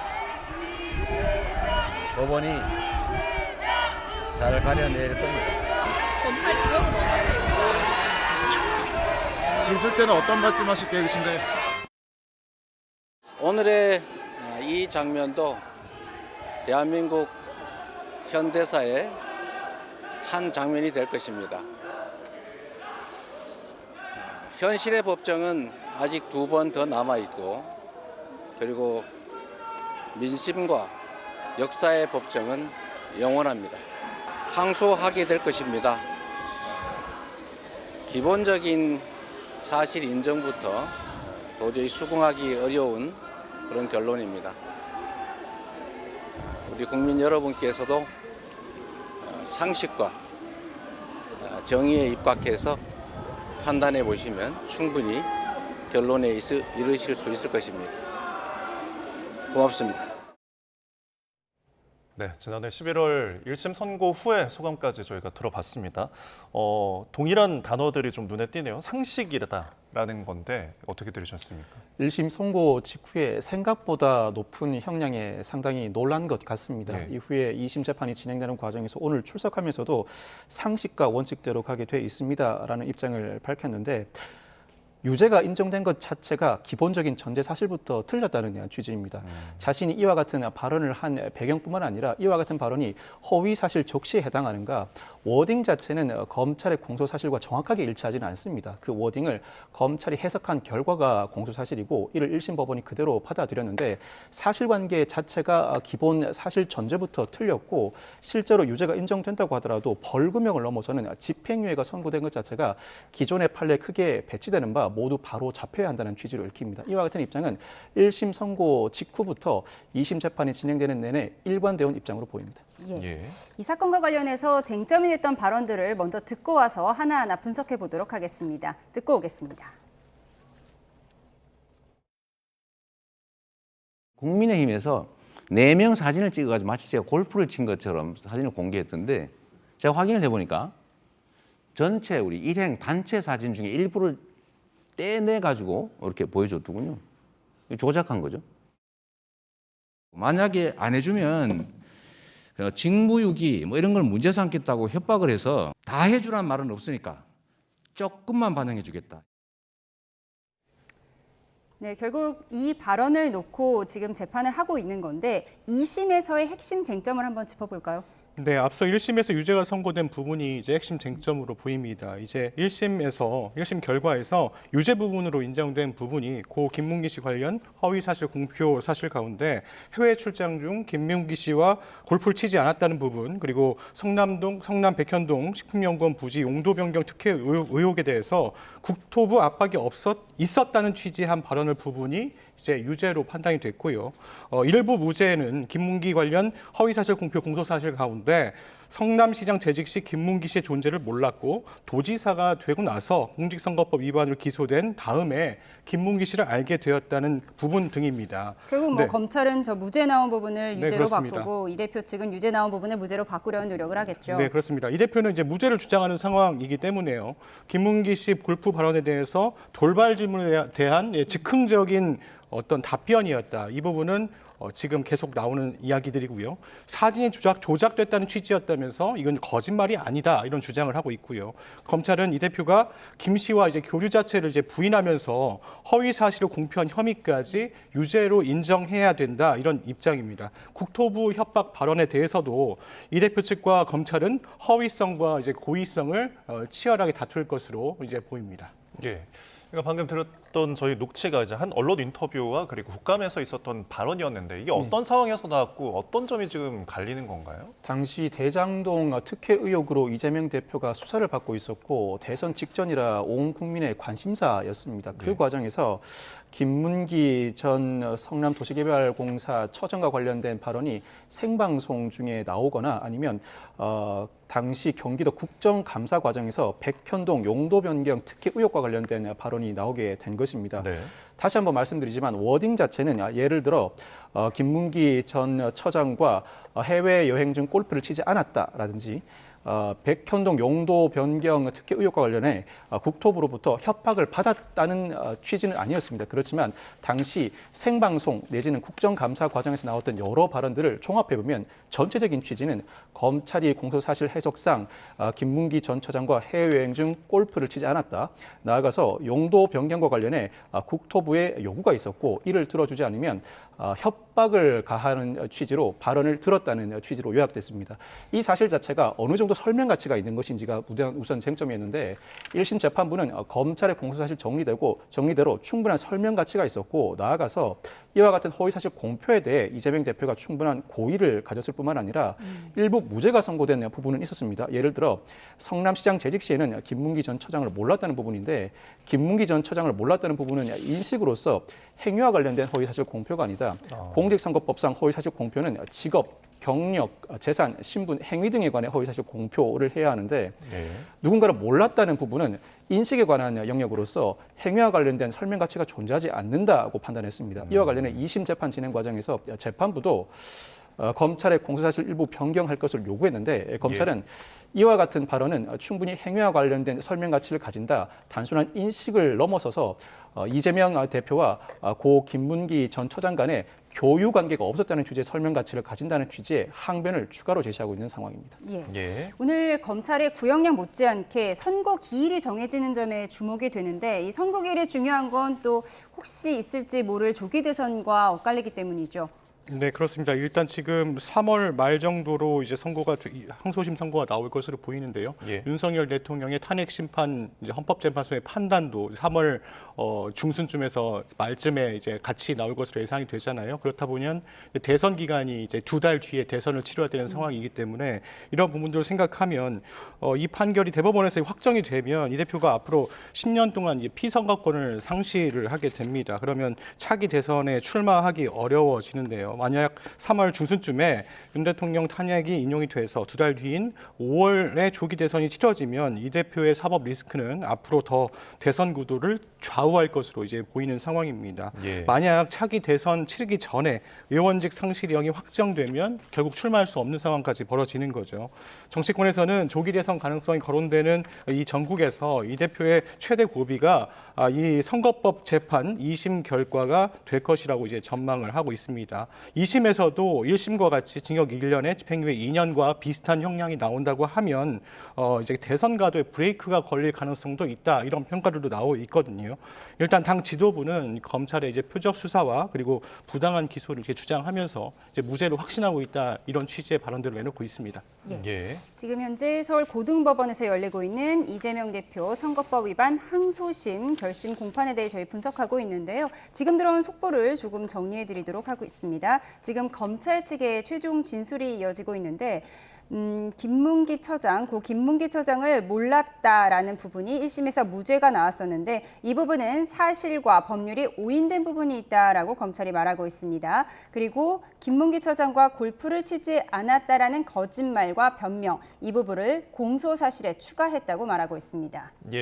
2심 재판부가 변경된 공소사실을 통해서 판단을 해달라고 검찰이 이제 요청을 한 상황이고요. 김문기 몰랐다는 이재명 대표의 발언 명백한 허위다라고 최종 의견을 진술하고 있습니다. 하위 직원이라 모른다는 것은 교유 행위가 없다는 의미이고 도지사 이전에 교유 행위가 있었고 이미 1심에서 이것이 입증이 됐기 때문에 경기지사 시절에 김문기를 알게 됐다는 발언은 허위다라고 지금 이 소식까지 저희가 속보로 전해드렸습니다. 자, 지금 이제 검찰의 최종 의견 진술을 저희가 듣고 왔는데 이 이후에 이제 구형을 내리지 않습니까? 지금 어느 정도를 좀 예상을 할 수 있을까요? 이미 1심에서 검찰은 이재명 대표에 대해서 징역 2년을 구형한 바가 있습니다. 1심에서 일부 무죄가 선고되면서 그 구형 수준에는 미치지 않고 징역 1년에 집행유예 2년이 선고되었는데 검찰은 1심의 구형을 그대로 유지하는 경향이 있습니다. 나아가서 1심에서 무죄가 선고된 부분까지 모두 유죄가 인정되어야 한다는 취지라 1심에서와 유사하게 징역 2년 전후를 구형할 것으로 예상됩니다. 이 사건의 쟁점은 크게 5가지로 요약할 수 있는데 첫째는 이재명 대표의 발언이 허위인가, 둘째는 직업, 경력, 행위 등에 관한 허위사실 공표인가, 셋째는 즉흥적 발언으로서 처벌 불가 대상인가, 넷째는 고의가 있는가, 다섯째는 양형이라고 할 수 있습니다. 모두 다 중요한 쟁점인데 검찰은 공소사실 변경을 통해서 1심에서 무죄가 선고되었던 부분까지 나아가서 행위와 관련된 설명 가치가 존재하므로 유죄가 선고가 되어야 한다는 취지의 주장을 반복하고 있고 양형도 충분한 구형을 통해서 피선거권 박탈에 이르는 벌금 100만 원을 넘어서서 1심에서 선고된 징역 1년에 집행유예 2년을 넘어서는 실형이 선고되어야 한다는 취지의 주장을 반복할 것으로 예상됩니다. 예. 지금 검찰이 최종 의견을 진술하고 있고요. 이제 잠시 후면은 이재명 대표도 최후 진술을 할 텐데 어떤 내용이 담길까요? 사실 오늘 아침에 공판 출석 때 공개적으로 발언한 내용을 좀 더 구체화시켜서 강조할 것으로 이제 보이는데요. 네. 이제 결심 공판을 앞두고 이재명 대표가 취재진 앞에 서가지고 우선 법원이 잘 가려낼 것이다 이렇게 강조를 했고요. 그리고 또 세상의 뜻이라고 하는 게 다 상식과 원칙대로 가게 돼 있다 이렇게 얘기했지 않습니까? 그동안 이제 이 대표 측이 주장해왔던 검찰의 이제 표적 수사와 부당하고 무리한 기소 이런 부분들을 거듭 주장할 것으로 보이고요. 또 공직선거법 위반과 관련해서는 무죄를 확신한다는 입장도 다시 한번 밝힐 것으로 보입니다. 예. 최후 진술을 할 때 이 형사재판에서 혹시 정해진 시간이 있습니까? 보통은 시간을 정해두고 최후 진술을 하게 하지는 않습니다. 그렇지만 현실적으로는 여러 재판을 같은 날 동시에 진행하다 보니 뒷재판 시간이 지나치게 지연되는 상황을 방지하고자 피고인이 최후 진술을 하는 과정에서 중언부언하거나 변호인이 이미 최후 변론에서 현출한 내용을 반복하는 수준에 크실 때는 그 내용을 제한하는 경우도 있습니다. 그렇지만 이 사건의 경우에는 이 재판부가 이 사건을 집중 심리하고 있는 만큼 굳이 이재명 대표의 진술이 지나치게 길어지지 않는 이상은 그 시간을 제한하지 않을 가능성이 높아 보입니다. 재판을 마칠 때에는 피고인 신문을 진행하고 나아가서 검사의 구형과 피고인 측의 최후 변론, 최후 진술이 이어지는데 피고인 신문에 생략되는 경우가 상당히 많습니다. 그럼에도 불구하고 이 사건은 특이하게도 피고인 신문도 진행되었는데 무엇보다 재판부가 마지막으로 당사자인 피고인의 입을 통해서 사실관계를 확인하고 고의성 여부, 나아가서 양형에 관한 관련 자료를 확보하려는 의도로 피고인 신문을 진행한 것으로 보입니다. 형사재판상 마련된 모든 절차가 온전히 진행되는 모습입니다. 네, 잠시만요. 저희가 속보가 들어와서 먼저 전해드리도록 하겠습니다. 네, 윤석열 대통령 부부의 공천 개입 의혹을 수사하는 명태균 특검법이 야당 주도로 국회 법제사법위원회 전체 회의를 통과했다는 속보가 들어왔습니다. 네, 특검법은 20대 대통령 선거와 이 경선 과정에서 활용된 불법 허위 여론조사에 명 씨와 윤석열 당시 후보 김건희 여사 등이 개입했다는 의혹을 수사하는 내용을 담고 있습니다. 야당은 내일 국회 본회의에서 특검법 처리를 추진하는 가운데 여당은 최상목 대통령 권한대행에게 제2요구권, 즉 대통령 거부권 행사를 요청할 방침입니다. 네, 또 다른 법사위 속보가 또 들어왔는데요. 이사의 충실 의무 대상을 회사에서 주주로 넓히는 내용 등을 골자로 한 법안이 또한 야당 주도로 국회 법제사법위원회 문턱을 넘었다는 속보도 들어왔습니다. 네, 법사위원회 오늘 전체 회의를 열고 국민의힘 의원 반대 속에서 이 같은 내용의 상법 개정안을 의결을 했습니다. 해당 개정안에는 이사가 충실해야 하는 대상을 회사에서 회사나 주주로 넓히고 이 상장회사의 전자주주총회 도입을 의무화하는 내용 등이 담겨 있습니다. 앞서 여당은 이 개정안이 기업 경영에 도움보다 혼선을 초래할 확률이 높다면서 최상목 대통령 권한대행에게 역시 제2요구권 행사를 요청하겠다고 밝힌 바가 있습니다. 저희가 자세한 법사위 통과된 이 법안들 내용들은 들어오는 대로 더 전해드리도록 하겠습니다. 저희는 이재명 대표의 항소심, 선거법 위반 혐의 항소심 짚어보고 있었습니다. 최후 진술에 대한 부분들 좀 짚어봤었는데 저희가 지금 검찰에서 공소장 변경이라는 부분도 아까 속보로 전해드렸습니다. 이게 어떤 것을 의미하는 건가요? 사실 공직선거 후보자가 대외적으로 허위사실 진술, 쉽게 말해 거짓말을 한다고 무조건 형사처벌되는 것은 아닙니다.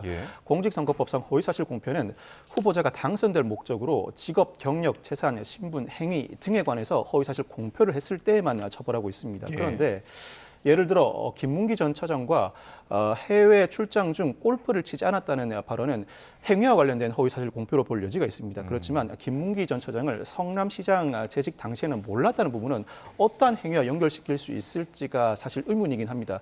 인식의 영역이고 행위와 관련된 설명 가치를 보유하고 있다고 보기 어려워서 공소사실로서의 기본적인 구성 요건을 충족하지 못한다는 비판이 제기됩니다. 이에 따라서 2심 재판부가 관련된 공소장 변경을 요구했고 검찰이 이에 응해 공소장 변경을 단행했는데 단순한 인식 수준을 넘어선다는 것입니다. 즉 김 전 처장을 성남시장 재직 당시에는 몰랐다는 취지의 진술은 단순한 인식 수준을 넘어서서 김 전 처장과 자신은 성남시장 재직 당시에는 특별한 교류 관계가 없었다. 예. 업무상으로는 물론 개인적으로도 서로 교류한 바가 없었다는 행위와 관련된 설명 가치를 보유한다는 취지입니다. 이 정도 설명 가치를 보유한다고 2심 재판부가 받아들이게 되면 그때부터는 허위인지 나아가 고의가 존재했는지 여부를 판단하게 되는데 이 정도 설명 가치를 보유하지 못한다면 1심과 마찬가지로 허위사실 공표라고 볼 여지가 없다는 취지로 무죄 판결을 선고하게 됩니다. 검찰의 공소장 변경에 대해 2심 재판부가 어떻게 판단할지 지켜봐야 할 것 같습니다. 예. 앞서 결심 공판에서 있었던 내용들을 저희가 다시 한번 좀 정리해드리도록 하겠습니다. 이재명 대표가 생방송에서는 즉흥적으로 물어보는 게 상식이다. 즉, 고 김문기 처장 관련한 즉흥 질문 답변이냐는 그런 물음에는 네, 이렇게 대답을 했습니다. 그러니까 즉흥적이었다. 그러니까 인위적으로 대답한 것이 아니라는 점을 강조한 것으로 보이고요. 또 고 김문기 처장 관련해서는 기억에 있는 대로 답변했다. 김문기 처장과 접촉은 했겠지만 기억에는 없었다는 취지다라는 말을 했습니다. 역시 이제 생방송이라는 것을 강조하는 이유는 역시 자기가 고의적으로 한 것이 아니다 이 부분 강조하는 거죠. 어떤 발언을 했을 때 그 발언을 형사처벌할 수 있는가, 특히 선거와 관련된 발언을 형사처벌할 수 있는가를 두고 법조계에서 갑론을박이 이어지고 있습니다. 만약 선거 과정에서 나온 후보자의 발언을 지나치게 넓게 형사처벌하게 되면 발언 자체가 크게 위축되고 결국 선거권자에게 그 피해가 돌아간다는 논리로 이 지나친 처벌 경향 확대는 경계하는 경향도 존재합니다.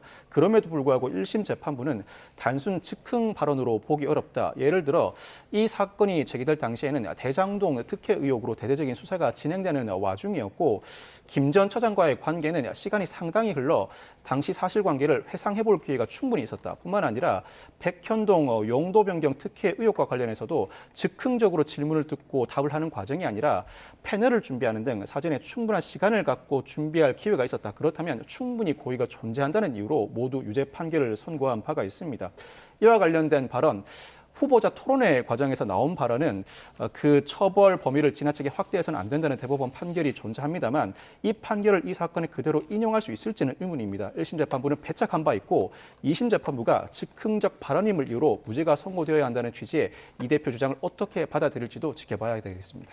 예, 알겠습니다. 지금 진행되고 있는 이재명 대표의 항소심 선거법 위반 혐의 공판에 대해서 좀 이야기를 나눠봤습니다. 주제를 좀 바꿔서 어제 있었던 윤석열 대통령의 탄핵 심판 최종 변론 이야기 잠시 좀 해보겠습니다. 대국민 사과가 했을지 할지 이게 관심이었는데 사과를 했습니다. 듣고 이야기 나눠보죠. 존경하는 재판관 여러분, 그리고 사랑하는 국민 여러분, 작년 12월 3일 비상계엄을 선포한 후 84일이 지났습니다. 제 삶에서 가장 힘든 날들이었지만 감사와 성찰의 시간이기도 했습니다. 국민 여러분께 죄송하고 감사하다는 말씀 먼저 드리고 싶습니다. 저는 비상계엄을 결심했을 때 제게 많은 어려움이 닥칠 것을 당연히 예감했습니다. 거대 야당은 제가 독재를 하고 집권 연장을 위해 비상계엄을 했다고 주장합니다. 내란죄를 씌우려는 공작 프레임입니다. 12.3 비상계엄은 과거의 계엄과는 완전히 다른 것입니다. 무력으로 국민을 억압하는 계엄이 아니라 계엄의 형식을 빌린 대국민 호소입니다. 네, 사과라는 단어는 들어갔는데 야당에서 보는 또 사과의 의미는 좀 달랐던 것 같습니다.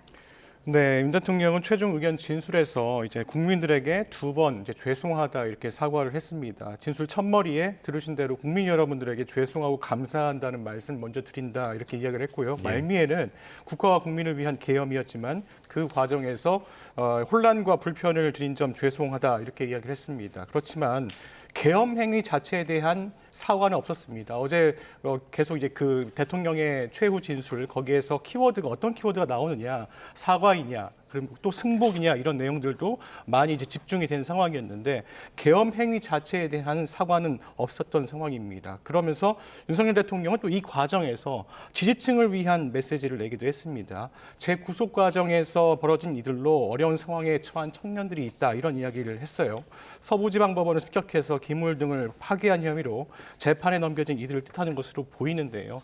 어제 이제 최후 진술을 들은 이후에도 이제 야당이 공격하는 이유는 이제 계엄 자체에 대한 사과와 이제 승복에 대한 어떤 뚜렷한 입장을 밝히지 않았다 이런 부분들이 집중되어 있는 것 같습니다. 예. 자, 그리고 이제 임기 단축 개헌에 대한 이야기를 할지가 좀 관심이었는데 결국은 나왔습니다. 네.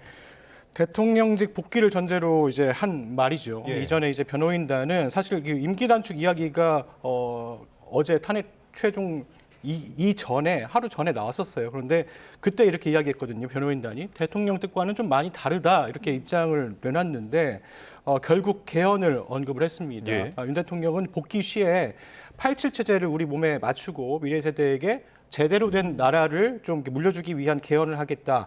그러면서 정치 개혁의 추진에 임기 후반부를 뭐 집중하겠다 이런 이야기도 했습니다. 네. 또 자녀 임기에 연연하지 않는다는 부분은 자신의 임기 종료 전이라도 개정헌법을 시행하겠다는 의미로 해석이 되는데요. 향후 이제 국정 운영 청사진을 이제 밝히면서 사실상 이제 승부수를 던진 거 아니냐 이런 이야기들이 나오고 있습니다. 임기에 연연하지 않고 개헌을 하겠다. 이 부분이 탄핵 심판에 영향을 줄 거라고 보세요?